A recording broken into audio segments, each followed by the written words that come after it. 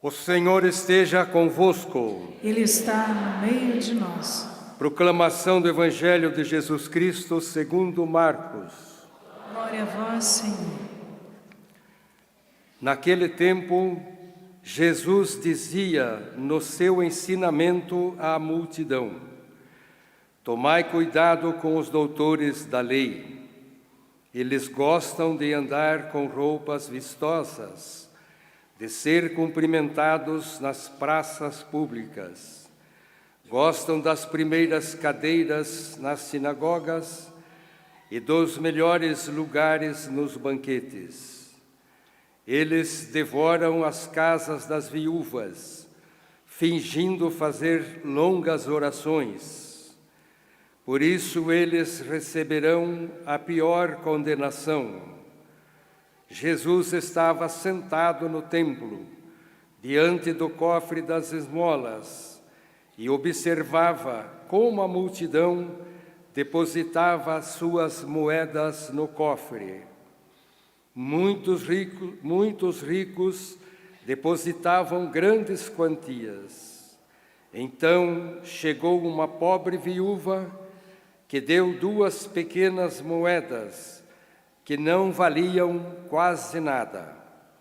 Jesus chamou os discípulos e disse: em verdade vos digo, esta pobre viúva deu mais do que todos os outros que ofereceram esmolas.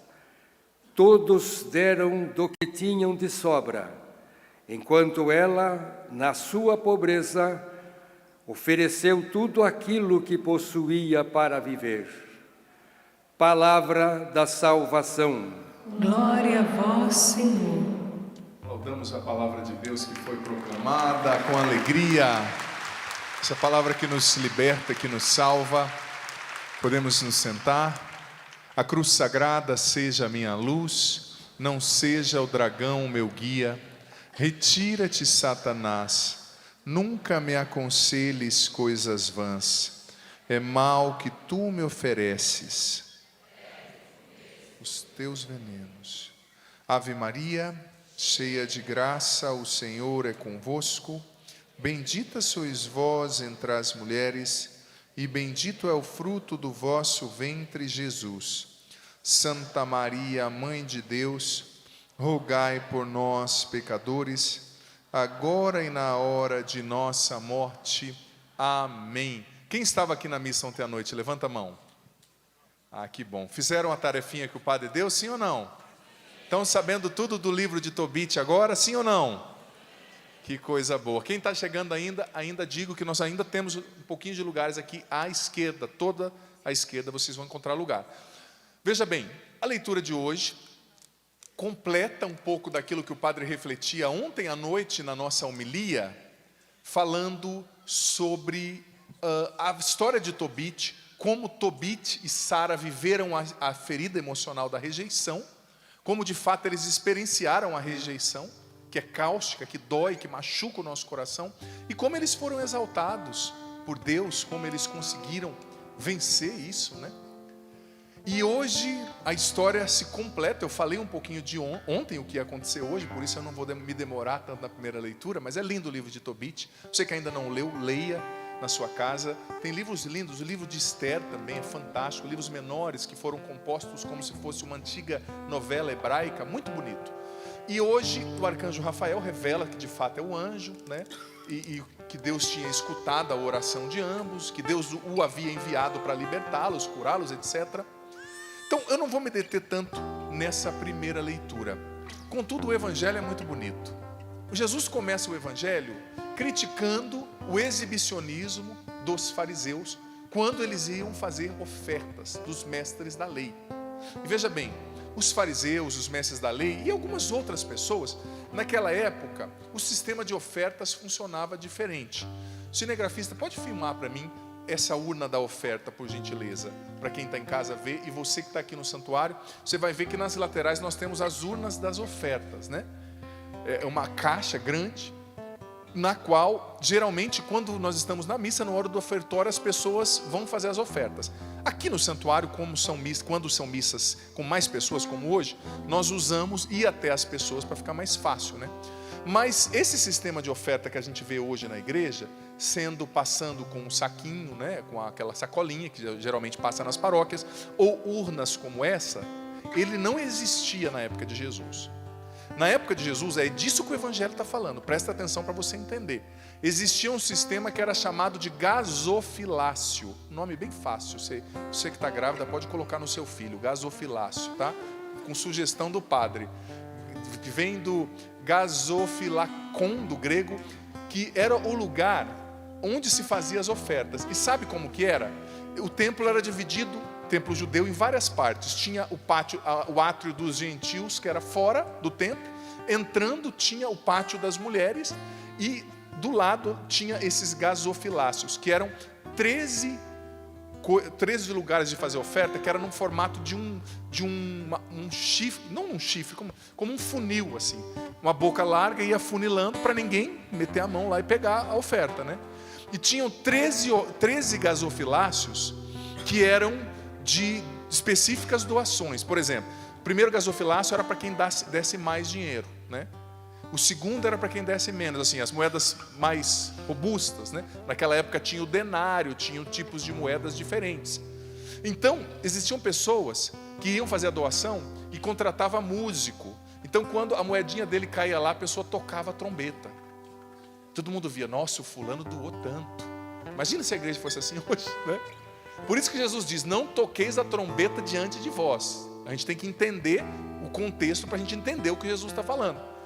Depois dessas 13 urnas, que eram como um funil, o gasofilácio, que você pode batizar o seu filho com esse nome, já disse, tinha uma 14ª urninha bem pequenininha, que era para os pobres, que tinham um pouquinho de dinheiro e que doavam um pouquinho. E aí entra a viúva do evangelho de hoje. Porque o que acontece? Eles estavam lá no templo, as ofertas acontecendo. Jesus falou, cuidado com o exibicionismo, né, de pessoas que fazem algo, mas não é para Deus, é só para se aparecer, para ter uma estima humana momentânea, né? Cuidado com isso. E depois Jesus aponta para aquela velhinha, idosa, viúva, que estava doando 2 moedinhas. A moeda que ela estava doando era chamada lepta, ou leptão, que era uma fração de centavo. Pra você ter noção, era proibido doar no templo menos de 2 dessas moedas, porque não tinha valor nenhum quase. E ela tinha 2 dessas moedas, que é uma parte, 1% de um denário, que seria, que é um dia de trabalho, né, no Império Romano, na época de Jesus. Então ela levou essas 2 moedinhas, bem pequenininhas, e no meio daquele monte de gente, tocando trombeta, imagina, com certeza ia aquelas mulheres emperequetadas, com aquelas bolsas bonitas, né, brilhando, e dizendo assim para Deus, Senhor, obrigado, porque eu sou o mais humilde de todos aqui, né? Imagina, uma humildade que dava medo, aquele exibicionismo, e trombeta para lá, trombeta para cá. Entrou aquela velhinha que ninguém viu. E viúva na época de Jesus, elas não tinham, gente, a lei de Moisés ordenava que que os judeus fossem caridosos com as viúvas, porque elas não trabalhavam, elas não tinham fonte de renda, de como se manter. Então ela entrou e Jesus disse, de todas as ofertas que foram feitas, a dela foi a mais bonita. Porque esses estão dando para se aparecer, estão dando do que tem de sobra, ela deu de tudo que tinha. E você sabe que o verbo no original, eu até trouxe aqui, é interessante, que de fato ela deu, do grego original era ekturis teramató autes, queria dizer, ela na sua miséria, ela deu tudo que tinha. Não é só na pobreza, a gente traduziu como pobreza. Miséria é mais intenso que pobreza, né? Na sua miséria, ela deu tudo que ela tinha. Enquanto aquelas pessoas dando coisas grandes não agradaram a Deus, e a oferta dela foi a que mais agradou. Por quê? Porque Deus não está preocupado com a quantidade do que você dá. Ele está preocupado com a qualidade. Ele não está preocupado com aquilo que você mostra para os outros. Ele está preocupado com aquilo que você é. E você sabe o que é bonito nesse evangelho? Esse evangelho nos mostra claramente como Deus enxerga. que é totalmente diferente de nós. Deus enxerga o coração, Ele enxerga o que está dentro. Com certeza as pessoas viram aquela velhinha entrando, mancando, e ninguém deu a menor atenção. Você já percebeu como às vezes o nosso olhar é cruel, né? Você vê uma pessoa, você já julga, já define, né? Esses dias uma mulher me falou, né, uma conhecida de um amigo meu, estava junto, né, ela falou assim: aquela pessoa não deve ser uma boa pessoa, padre. Eu falei: por quê? Você viu o jeito que ela anda? Eu falei: o jeito que ela anda? O jeito que ela anda, aquele tipo de bolsa. Eu falei: nossa, como é que você diz que a pessoa não vale nada pelo jeito que ela anda? Mas a gente é assim, às vezes nós somos tão carregados de preconceito, você já percebeu? A gente tem preconceito quando a gente vê uma pessoa, a gente olha a roupa, a gente olha a postura, a gente olha tudo. Só que Deus, Ele olha o quê? Ele olha o que está dentro. Ele olha o coração. Ele olhou o coração daquela viuvinha. E Ele viu que aquela oferta dela era linda. Era a oferta mais bonita que alguém poderia oferecer. Por quê? Porque ela deu tudo. Às vezes a gente se sente tão pequeno diante de Deus, é ou não é verdade? Às vezes a gente sente que a gente tem tão pouco a oferecer, mas Deus não quer pouco nem muito, Deus quer tudo. E talvez o seu tudo seja pouco para algumas pessoas, mas se é o tudo que você pode dar, e eu não estou falando só de oferta material não, tá? Não estou falando só de dinheiro não, estou falando do coração, da vida. Às vezes a gente sente que o que a gente tem para dar, para oferecer a Deus é tão pouco, mas se é tudo, isso agrada o coração de Deus. É o tudo que você pode fazer, é o tudo que você pode dar na oração. Talvez você com 4 filhos pequenos, né?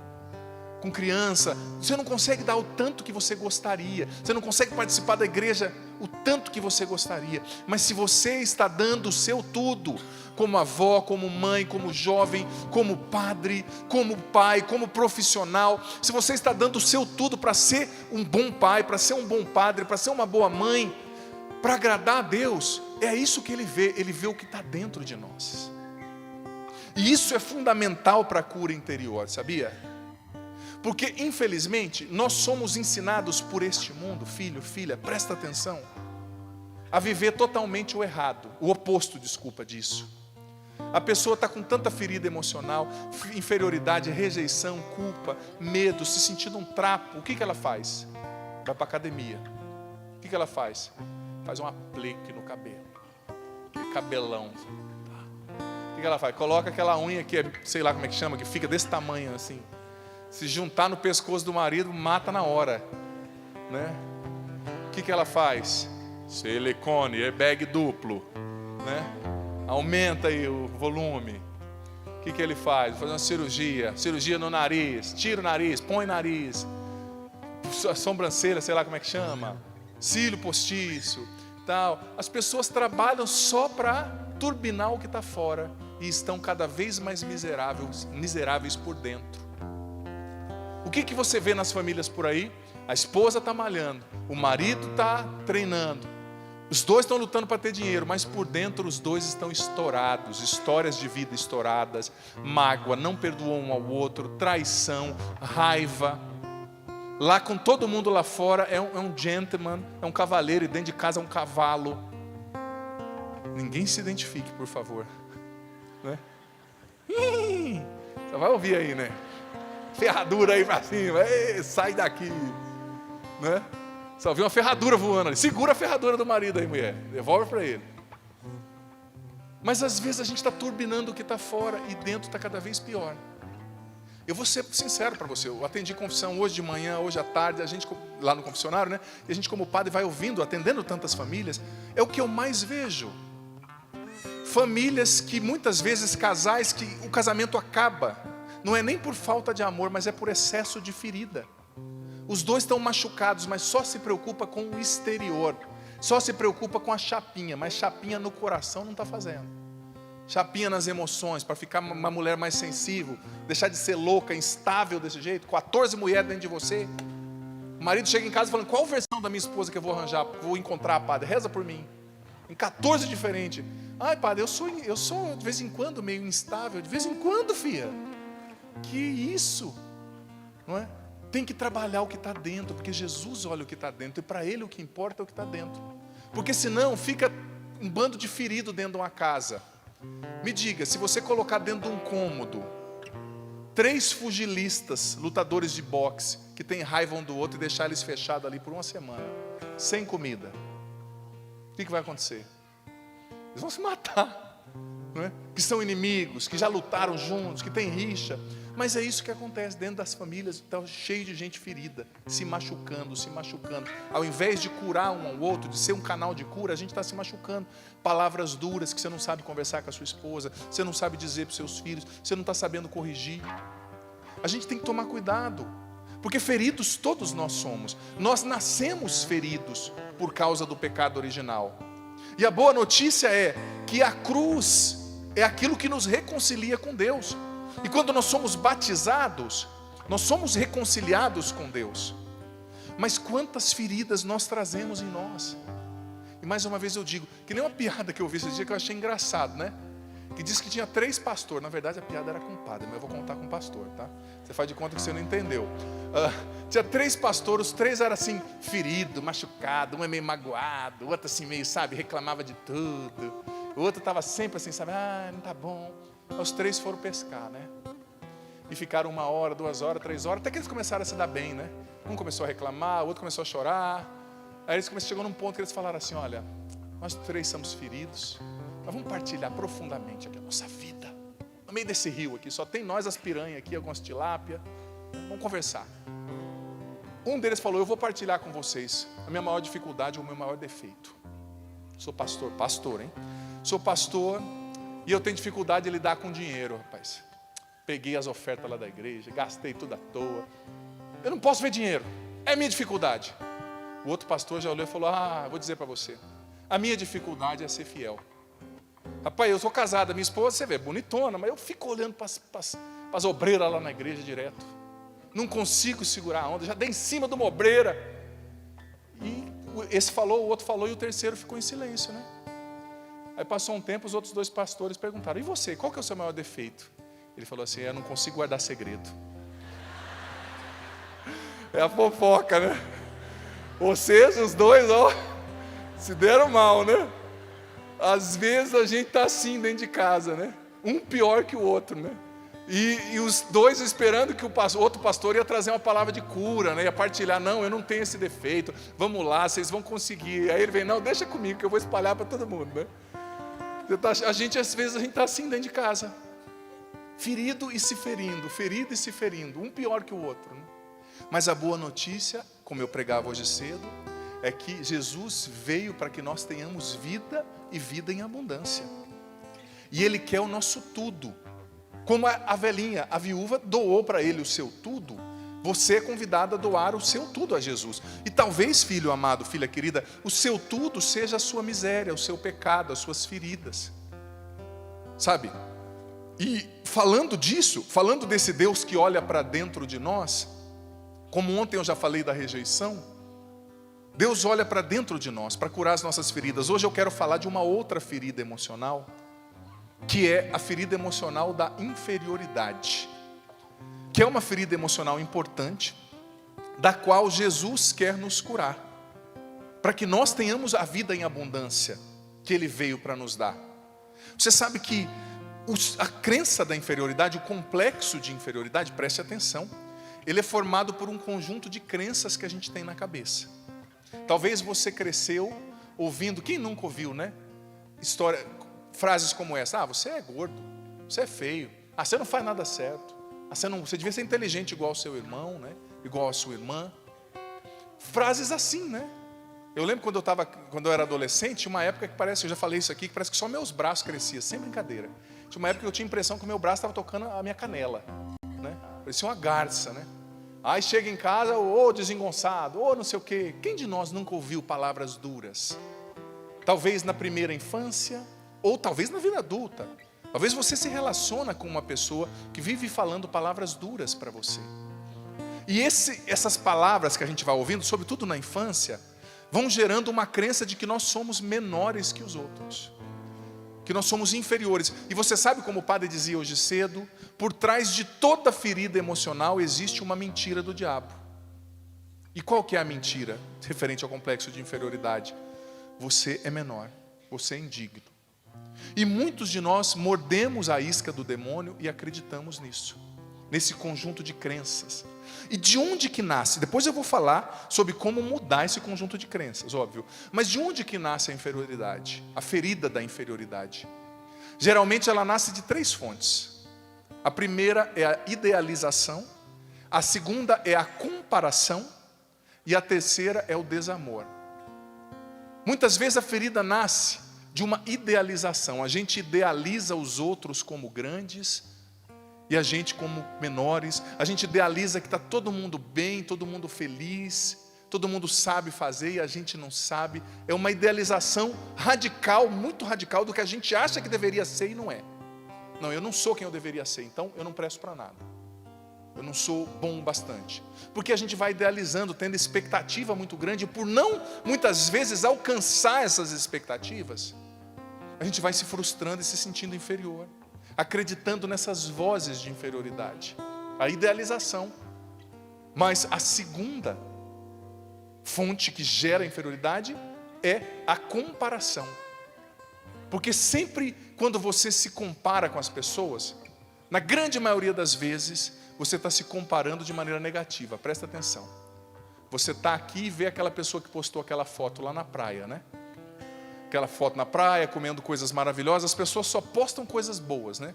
A menina, eu costumo dizer que ela puxa tanta barriga para fazer a foto de ladinho assim, para ficar, né, mais magrinha, que quase tem um aneurisma cerebral, tanto que prende o oxigênio e não respira, né?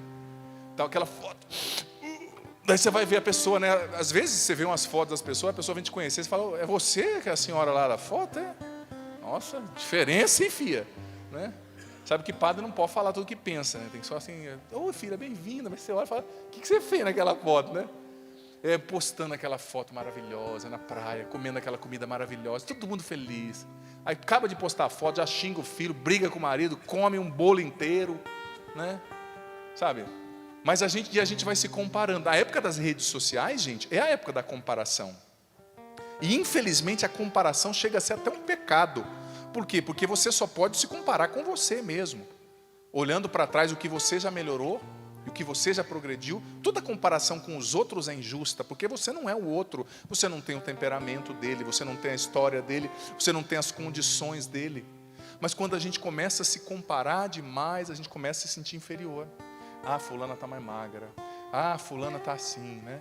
Ah, não sei o que tem. Uma competição que vai acontecendo, que só não acontece muito entre as mulheres, sabe? Acontece mais com outros seres humanos, ou seres da biosfera, né? Não acontece muito, assim, essa competição, às vezes, né? Essa partida. Eu estou falando que não acontece, tá, gente?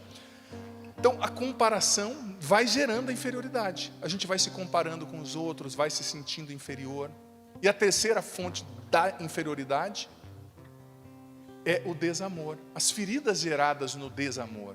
Por exemplo, quando você está nos seus primeiros estágios da sua vida, né? Os 2 primeiros anos de vida, é o ano da construção, é o período da construção da sua chamada autoestima de base, né? A segurança que você vai ter ao longo da vida ou não, está ligada com o amor que você recebeu ou não. Então, quando você não se sente amado, ou, por exemplo, filhos de gravidezes indesejadas, como eu falei ontem, filhos de pais muito ocupados, ou de pais muito exigentes, que nunca nada estava bom que o filho fazia, que não, às vezes até foram amados pelos pais, mas não se sentiram, né? Essa ferida de desamor, de não valorização, né? Ela pode gerar um complexo de inferioridade. A pessoa vai andar pela vida se sentindo menor, querendo sempre provar o seu valor, né? Esses dias eu vi uma pesquisa que eu coloquei no meu livro A Cura da Alma Feminina, que é um livro de cura interior para as mulheres, que eu lancei em 2018, uma pesquisa que me chamou muita atenção, que era de uma universidade de Londres, da Inglaterra, que eles fizeram um estudo com várias mulheres, e o nome da pesquisa era assim, tal pai, tal marido, o nome da pesquisa. E a pesquisa provou o seguinte, que uma menina, uma moça, que se sentiu amada pelo pai, valorizada, vista, bonita até os 3, 4 anos, ela ia desenvolver uma segurança de base, uma autoestima tão forte, que ela não aceitaria na vida dela, nunca, alguém que não a amasse, não a respeitasse, não a valorizasse como o pai o fez. Mas, dizia a pesquisa, o contrário também é verdadeiro, uma mulher que não recebeu isso, é como se a exigência dela tivesse aqui embaixo, as guardas lá embaixo, os muros, né? de proteção estão lá embaixo. Qualquer um que chegasse, levaria, nem que fosse uma pessoa ruim, que ela soubesse que era ruim, mas como se ela não valorizasse a si mesma. Não, para mim, qualquer um que me aceita, eu estou feliz. Você já percebeu que é assim? Tem pessoas que você vê que está casando com um salafrário, para não dizer outra coisa. Mas não, tá bom, ele me quis, né, padre? Mas será que você não merece coisa melhor, não? No fundo, essa pessoa não sabe o valor que tem. E quem não sabe o valor que tem, se vende por qualquer preço. Porque não sabe que vale o preço de cada gota do sangue de Cristo na cruz. Não sabe o valor que tem. Não sabe o quanto é amado, é amada. E quantos de nós trazemos feridas de inferioridade? E quantas pessoas estão brigando aí na internet, porque no fundo se sente inferior e quer provar a todo custo o seu valor.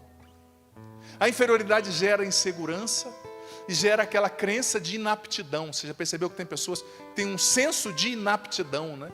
Elas se sentem inaptas, incapazes de fazer qualquer coisa. A pessoa não consegue tirar a carteira de motorista, a pessoa não consegue se posicionar num relacionamento, a pessoa não consegue dizer não, está sempre dizendo sim.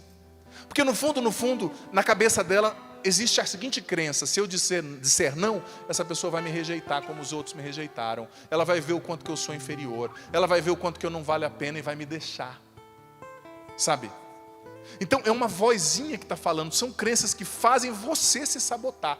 E eu via outra pesquisa interessante que dizia o seguinte, que uma pessoa que tem o complexo de inferioridade, é como que se ela desenvolvesse um comportamento, sabe, para provar para as pessoas que ela é menor e que ela merece ser rejeitada. É como se ela fizesse tudo para ser rejeitada e para provar para a cabeça dela: olha, eu não valho nada mesmo, eu sou menor, ninguém gosta de mim.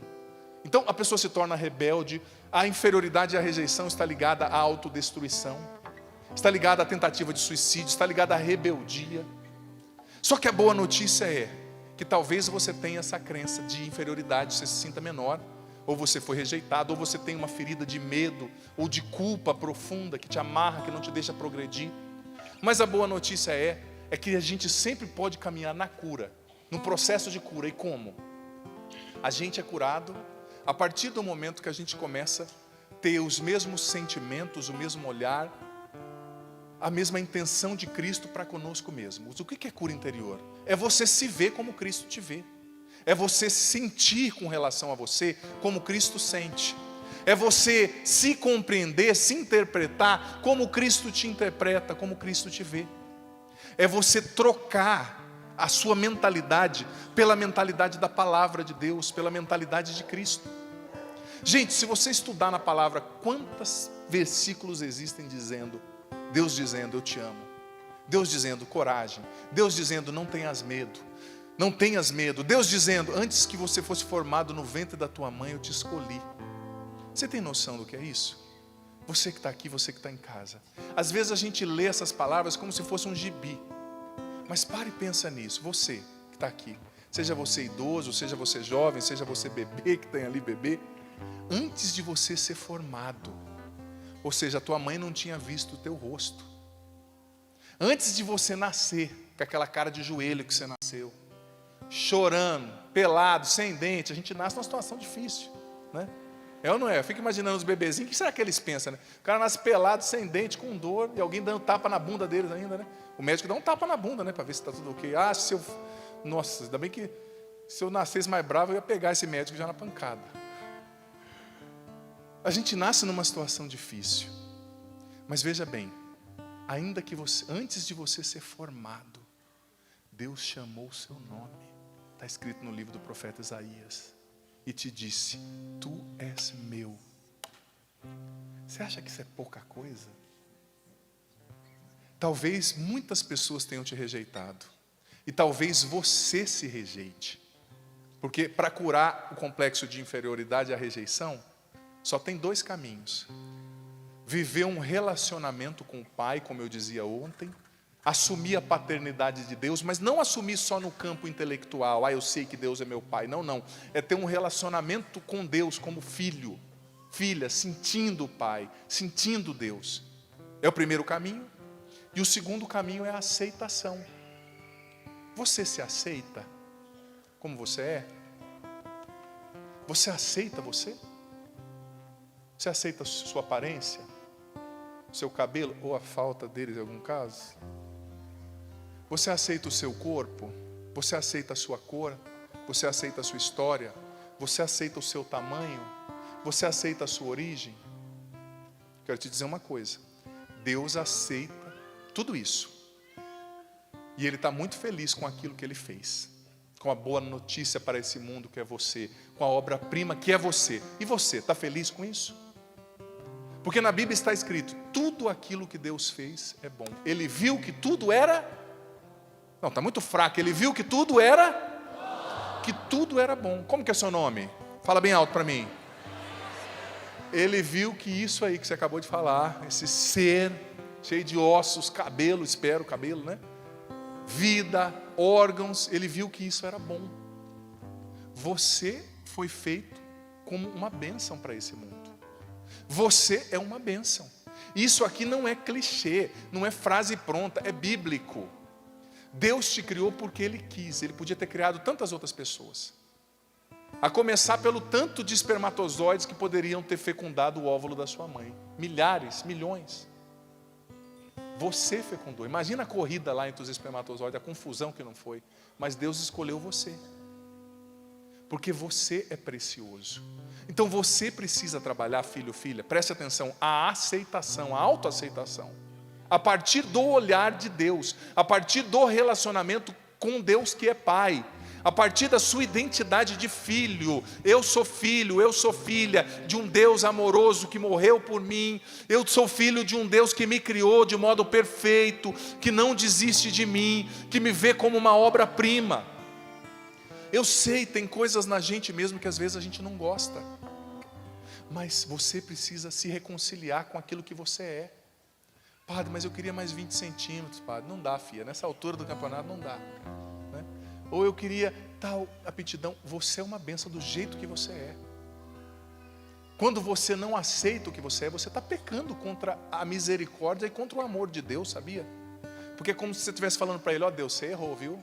Desculpa, você caprichou na minha prima, mas esse nariz aqui, né? Essa orelha de bater bola aqui, né? Essa testa do tamanho de uma bola de basquete. Você está dizendo para Ele, Senhor, você errou. Isso é um pecado, você sabia que você tem que confessar.